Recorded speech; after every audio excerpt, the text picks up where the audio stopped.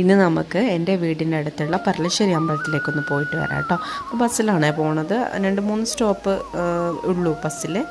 അപ്പോൾ നമ്മൾ എത്തിക്കഴിഞ്ഞു കേട്ടോ. അപ്പം ഇവിടെ എന്ന് വെച്ചാൽ നാഗദോഷത്തിനാണ് ഏറ്റവും പ്രധാനമായിട്ടുള്ള, സുബ്രഹ്മണ്യനാണ് മൂർത്തി രൂപം, നാഗരൂപത്തിലാണ് സുബ്രഹ്മണ്യനെ പ്രതിഷ്ഠിച്ചിരിക്കുന്നതൊക്കെയാണ് പറയുന്നത്. അപ്പോൾ നാഗദോഷം തീർക്കാനായിട്ട് ആൾക്കാർ പ്രധാനമായിട്ടും വരുന്നൊരു അമ്പലമാണ്. ഈ അമ്പലത്തിൻ്റെ പ്രധാനപ്പെട്ട ഒരു ഹൈലൈറ്റ് അല്ലെങ്കിൽ ഒരു അട്രാക്ഷൻ എന്ന് പറയുന്നത് ഈ കുളമാണ്. ഇത് വേനൽക്കാലത്ത് പോലും ഇത് വറ്റില്ല. ഈ കുളത്തിലെ മീനുകളാണ് എന്നെ അത്ഭുതപ്പെടുത്തി. മീനിങ്ങനെ പെരുകി ഇങ്ങനെ ചാകര വന്ന പോലെയാണ് കേട്ടോ മീനുകൾ എന്ന് പറയുന്നത്. അപ്പോൾ ഇതിലെ മീനിനൊന്നും ആരും പിടിക്കാറൊന്നുമില്ല.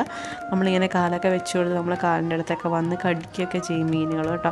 അപ്പോൾ ഇതിൻ്റെ ഒരു മെയിൻ അട്രാക്ഷനാണ്. കുട്ടികളൊക്കെ വന്നു കഴിഞ്ഞാൽ അവർക്ക് കണ്ടോ, ചിലരൊക്കെ പോയി നിന്ന് കഴിയുമ്പോൾ അവരെ കാലിങ്ങനെ മൊത്തം പൊതിയാണ് കേട്ടോ. അപ്പോൾ ഇത് ഇവിടുത്തെ ഒരു മെയിൻ അട്രാക്ഷനാണ് കേട്ടോ. ഒരുപാട് മീനുണ്ട് ഇതിൽ. അപ്പോൾ നമ്മൾ ആദ്യം കാലൊക്കെ കഴുകിയിട്ടാണ് നമ്മൾ പിന്നെ അമ്പലത്തിലേക്ക് പോകുന്നത് കേട്ടോ. അപ്പോൾ പരശുരാമൻ മഴു എറിഞ്ഞ് കേരളമൊക്കെ ഉണ്ടാക്കി, അപ്പോൾ കേരളത്തിലെ നാഗദോഷങ്ങളൊക്കെ തീർക്കാൻ വേണ്ടി ഉണ്ടാക്കിയെടുത്ത അമ്പലമാണ് പരളശ്ശേരി അമ്പലം എന്നാണ് പറയുന്നത്. ദൈവം പെരുവള ഊരി വെച്ച്, അങ്ങനെയാണ് പെരുവളശ്ശേരി എന്നായിരുന്നു ആദ്യ പേര്. അങ്ങനെ പെരുവള ഊരി വെച്ച് അതുകൊണ്ടാണ് ആ പേര് വന്നത്. പിന്നെ അത് പരളശ്ശേരിയായി മാറി, അങ്ങനെയൊക്കെ പറയുന്നുണ്ട് കേട്ടോ. അപ്പോൾ ഇവിടെ ഇവിടെ അരങ്ങേറ്റമൊക്കെ നടത്തും കേട്ടോ. കുട്ടികൾ അരങ്ങേറ്റങ്ങളൊക്കെ നടത്താനുള്ള സ്റ്റേജുകളൊക്കെ കാണുന്നതാണ് കേട്ടോ.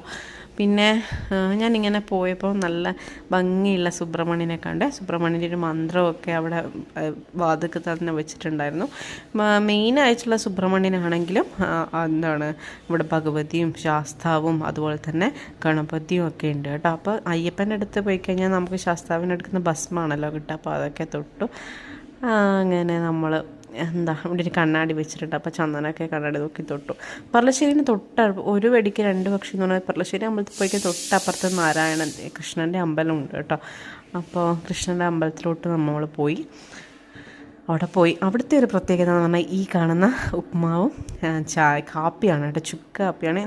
നമ്മൾ ഈ തൊഴുതൊക്കെ വന്ന് നമ്മൾ ആകെ ക്ഷീണം പിടിച്ചിട്ട് അവിടുന്ന് ആ ഒരു പ്രസാദം ഇട്ട് കിട്ടുമ്പോൾ ഇല്ലേ, ഭയങ്കര ആശ്വാസമാണ്.